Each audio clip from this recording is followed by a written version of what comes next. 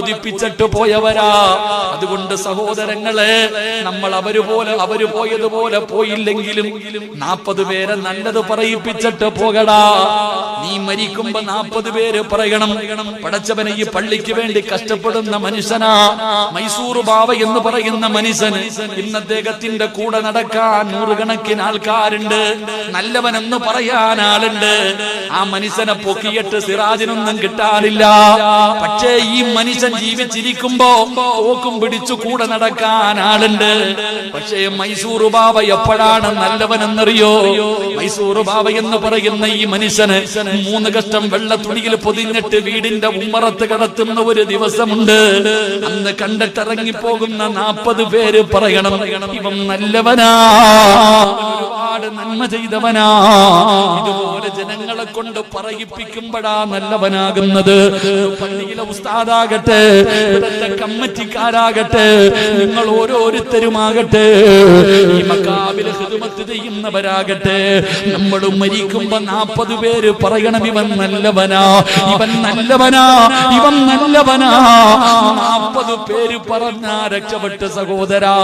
3 കഷ്ടം വെള്ള തുണിയിൽ പൊതിഞ്ഞിട്ട് ഇവിടത്തെ പള്ളിയിൽ നിന്റെ മയ്യത്ത് കൊണ്ടുവെക്കുമ്പോ 100 പേരെണ്ണണം. ചെറുപ്പക്കാരാ, വാപ്പമാരെ, എന്റെ മയ്യത്ത് നിസ്കരിക്കാൻ 100 പേരിൽ കൂടുതൽ വേണം.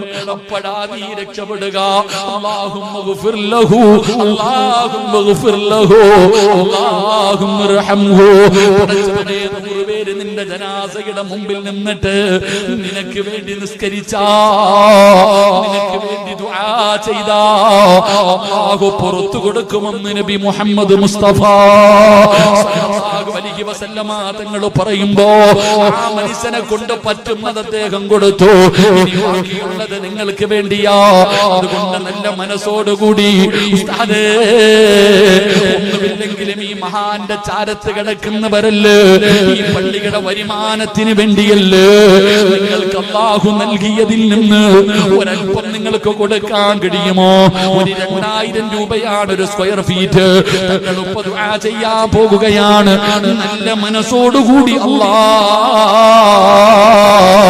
ഈ ലോകത്ത് നിന്ന് യാത്ര പറയുമ്പോ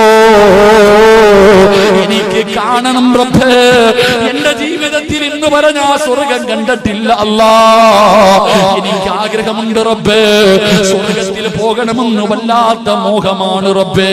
ഉസ്താദന്മാര് സ്വർഗത്തെ കുറിച്ച് പറയുമ്പോ എനിക്ക് വല്ലാത്ത കൊതിയുണ്ട് റബ്ബേ,